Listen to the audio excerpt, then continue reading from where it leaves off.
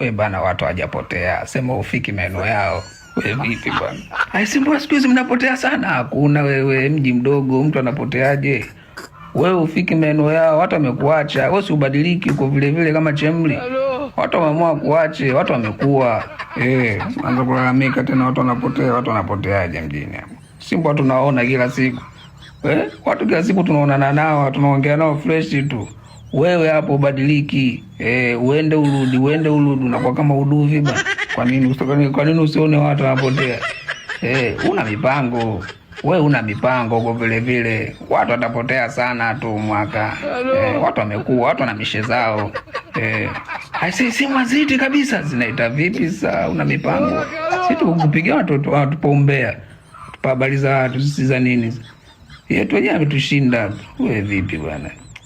Kaa hapo unaumua nini?